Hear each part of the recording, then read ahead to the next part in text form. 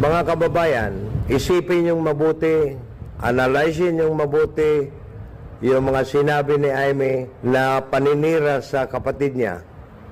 Wala pong katotohanan yan. So yun na nga mga kabisdak, no? May pasabog ang bodyguard ni Aimee Marcos. Dati na nooy hanggang ngayon ay nanungkulan pa rin sa kanila. So yun ang ating pag-usapan at pakinggan mamaya. So tara.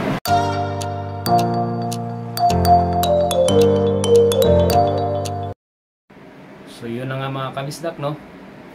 Ay may mga revelasyon ang isa sa mga bodyguard ng mga Marcos, no?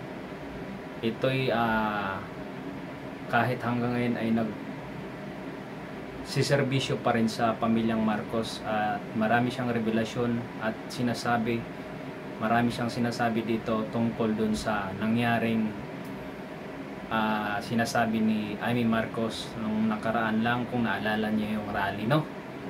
So yun, bago ko ipapakinig sa inyo, kung hindi pa kayo nakapag-subscribe sa aking YouTube channel, huwag kalimutang pindutin ang subscribe button nga nasa baba, makikita sa video na ito.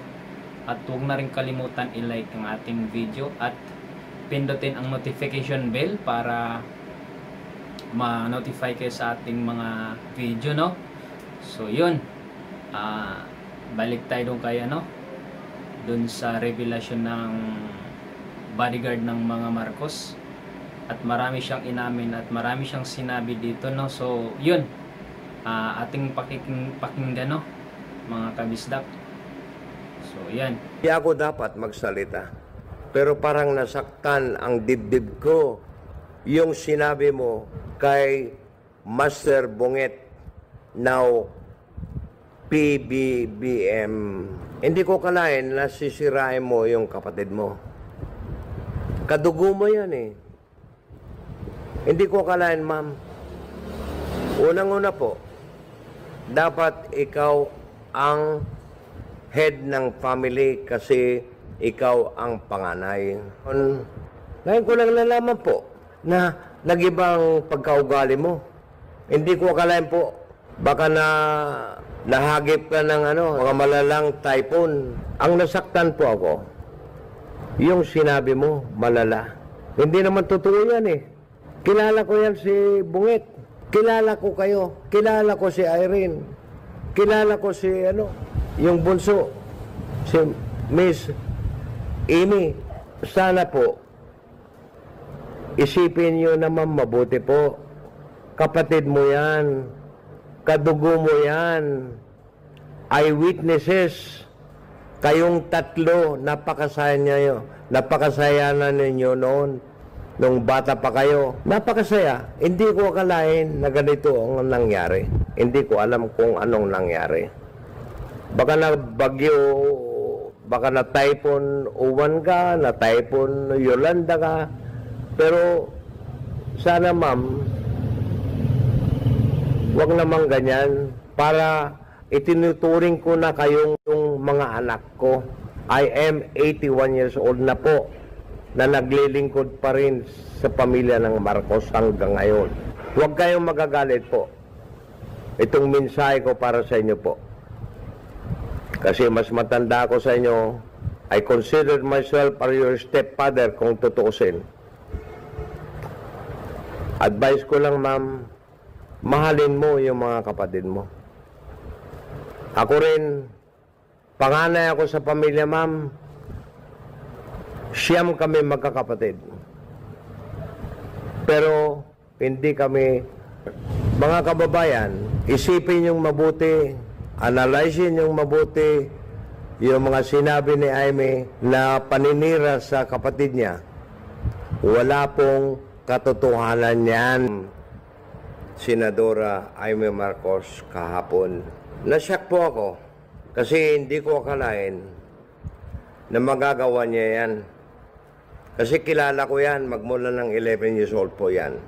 Ma'am Senadora, magmula nung high school ka, parati tayo nagkikita sa Malacanang dati. Sa Kingston, New Jersey, nung nag-aaral ka sa Princeton University po, kung maalala nyo. Nung nag-aaral ka sa Princeton University, halos 24 hours tayo nagsasama sa isang bahay. Sa loob ng 5 taon na nagsama tayo, hindi lang yon. Magmula nung bata ka, nung 11 years old ka, Miss Amy, ang tawag ko noon. Now, Honorable Senator Amy Marcos. Alam mo, Senadora, hindi ako dapat magsalita. Pero parang nasaktan ang dibdib ko yung sinabi mo kay Master Bunget, now PBBM. Hindi ko kalain na sisirain mo yung kapatid mo. Kadugo mo yan eh. Hindi ko kalain, ma'am. Unang-una po, dapat ikaw ang head ng family kasi ikaw ang panganay. Ngayon ko lang nalaman po na nag-ibang pagkaugali mo. Hindi ko akalain po, baka nahagip ka ng mga malalang typhoon, baka na amlingan ka kung nada Ilocano. Ang nasaktan po ako, yung sinabi mo, malala. Hindi naman totoo yan eh. Kilala ko yan si Bunget. Kilala ko kayo. Kilala ko si Irene. Kilala ko si yung bunso. Si Miss Amy. Kilala niyo ko lahat. Maraming akong remaining na naiwan na dakilang niyayayo ng Malacanang. Wala nang iba. Ang kasama ko dyan, si Manong Willie. Ayan. Si John Barres. Ayan ang mga original na nagmamahal talaga ng tapat sa inyo. Ngayon, kung naalala nyo, tuwing election po, nung tumakbo ka ng senador, nung 2019, nag-resign ako sa trabaho ko sa Amerika para tutulungan kita, and you hire me as political security na nagkampanya sa inyo. Baski wala akong sweldo, hindi ko nagreklamo. Yan ang pagmamahal po. Hindi ako mukhang pera. Sana po, isipin nyo naman mabuti po. Kapatid mo yan. Kadugo mo yan. Eyewitnesses. Kayong tatlo, napakasaya na ninyo noon. Nung bata pa kayo. 5 years old si Irene. 8 years old si Bunget. 11 years old. Napakasaya ninyo nung araw. Napakasaya. Kung saan-saan tayo pumunta, party dito, party dyan.